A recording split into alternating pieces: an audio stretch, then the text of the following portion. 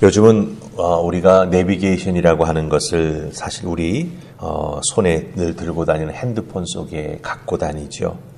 이 핸드폰 속에 참 많은 기능이 있는데 그 중에 이제 우리가 모르는 길을 찾아갈 때 이 내비게이션이 참 좋은 역할을 해줍니다. 목적지에 잘 도착할 수 있도록 길을 찾아줄 뿐만 아니라 요즘은 교통량까지 고려해가지고 최적의 길로 인도해 주는 것을 보게 됩니다. 참 이 내비게이션의 기술이 많이 발달했다라고 하는 걸 느낍니다. 오늘 읽은 말씀은 세례 요한의 아버지 사가랴의 예언의 말씀이 기록되어 있습니다. 이 사가랴의 예언의 말씀을 잘 들여다보면 마치 내비게이션처럼 세례 요한이 무엇을 어떻게 해야 할 것인지, 또한 예수님께서 이 땅에 오셔서 무엇을 하실 것인지 거기에 대해서 우리에게 정확히 보여주고 있다라고 하는 것이지요. 이 세례 요한의 아버지 사가랴가 예언을 해 나아가는 과정 중에 참 여러 가지 그 앞에 일이 있었습니다만은 그 모든 내용이 결국은 이 사가랴가 입을 열어서 예수 그리스도가 이 땅에 오셔서 우리에게 무엇을 해 주실지, 그 예수님을 이 땅에 보내시는 하나님의 마음이 어떤 마음인지를 알게 해주는 예언의 전주곡이었다라고 하는 것이죠. 그런 의미에서 입을 열 수가 없었고 아들이 8일 만에 할례 받는 그 장소에서 입이 열리면서 이렇게 예언을 한 사가랴 얼마나 답답했겠습니까?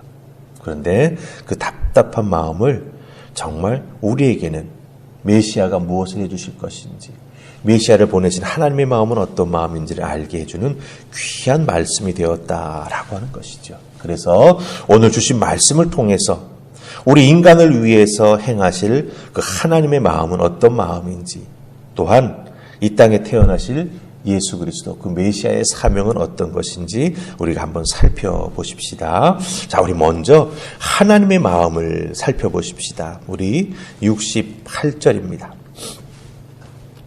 68절 다 찾으셨습니까? 같이 읽습니다. 68절 시작. 찬송하리로다 주 이스라엘의 하나님이여 그 백성을 돌보사 속량하시며. 아멘. 이 이스라엘을 향하신 하나님의 마음이 바로 우리를 향하신 하나님의 마음이시지요. 그런데 그 하나님의 마음은 어떻다 말해주고 있습니까? 하나님은 그 백성을 돌보사 속량하신다 이렇게 되어 있습니다. 그 백성을 돌보사라고 하는 말이 무엇일까?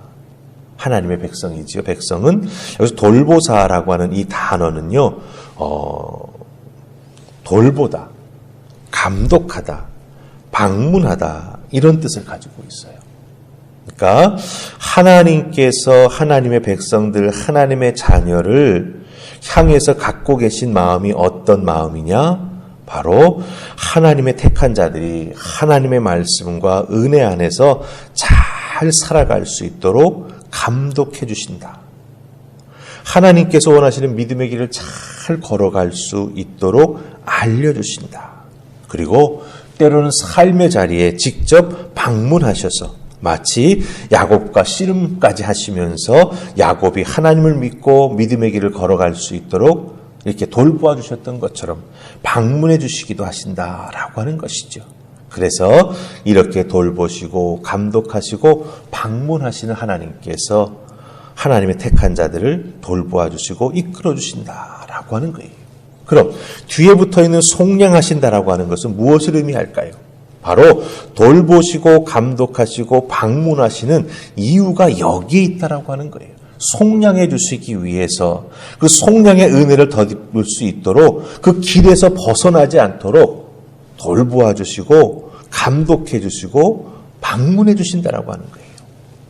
이 속량이라고 하는 단어가 제일 잘 나타나 있는 구절이 레위기 25장 48절인데요.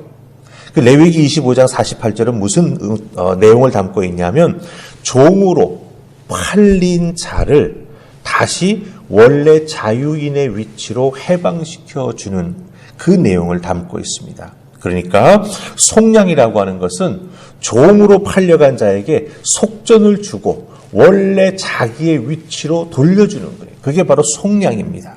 그러니까 회복인 것이죠. 그러니까 그러니까 사가랴의 예언 속에 나타난 하나님의 마음은 무엇이냐?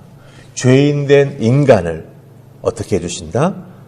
속전을 주셔가지고 다시 해방시키셔서 하나님의 자녀의 자리로, 하나님의 형상을 온전히 회복한 하나님의 은혜를 덧입는 자리로 다시 이끌어 주시기를 원하신다라고 하는 거죠. 그것을 위해서 하나님께서는 돌보시고 감독하시고 때로는 직접 찾아와 방문해 주셔서 하나님을 믿는 자녀들을 이렇게 다독거리기도 주시기도 하고 때로는 바른 길로 가라고 감독해 주시는 그런 은혜를 베풀어 주신다라고 하는 거예요.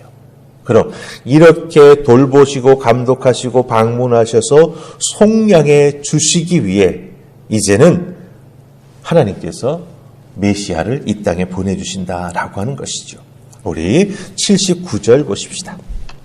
하나님의 마음을 알았으니 이제 이 땅에 오시는 메시아가 무엇을 우리에게 해주실까? 우리 79절 찾으셔서 같이 읽습니다. 자, 시작.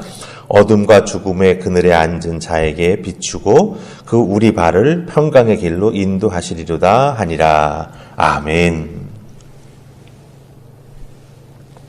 79절 앞부분을 잘 보시기 바랍니다. 어둠과 죽음의 그늘에 앉아있는 자에게. 그렇죠? 예. 구원받지 못하고 아직도 죄의 노예가 되어서 살아가고 있는 그들을 직접 하나님께서 메시아를 보내서 찾아오게 해주셔서 그들에게 위로부터 해를 비추어서 어둠과 죽음의 그늘은 다 물러가게 해주시고 그 다음에 어떻게 해주신다고 말합니까? 우리의 발을 평강의 길로 인도하신다. 이렇게 말해주고 있습니다. 평강은 샬롬입니다. 하나님과 죄인된 인간 사이에 막힌담이 없는 상태를 말합니다. 그 샬롬의 길, 평강의 길로 어떻게 해주신다? 인도해 주신다라고 하는 뜻을 인도해 주신다라고 말합니다. 여기서 인도해 주신다라고 하는 뜻은요, 한치도 어긋남 없이 곧게 인도한다라고 하는 뜻을 가지고 있어요. 그러니까 이리 갔다 저리 갔다 우왕좌왕하다가 어떻게 찾아가는 게 아니라 딱 정해진 그 길을 한치 어긋남도 없이 곧게 인도한다라고 하는 것입니다. 인간이 인간을 인도한다면 중간에 어려움을 만나게 되면 이리저리 돌아가면서, 그렇죠? 사실은 스케줄이 어긋날 수도 있고 늦어질 수도 있고 중간에 어려움을 당해가지고 정말 지치고 힘든 일이 많을 것입니다. 그러나 하나님께서 이 땅에 독생자 예수 그리스도를 보내주셔서 이와 같은 구원의 사역을 이끌어 가심에 있어서는 이 한치 오차도 없이 모든 것을 곧게 인도해 주신다라고 하는 거예요. 우리가 복음서를 보면 예수님께서 공생의 3년 동안 참으로 많은 어려움을 당하셨지 않습니까? 그것이 혹시 이와 같이 곧게 우리를 인도해 주시기 위한 것을 방해하는 것으로 이해할 수 있습니다. 예, 맞습니다. 세상은 받아들이지 않았으니까 방해받으시는 것 같았죠. 하지만 예수님께서 우리를 인도해 나가시는 그 모든 것은 한치 오차도 없이 하나님의 계획하심과 섭리 가운데 이끌어져 나아갔다라고 하는 것입니다.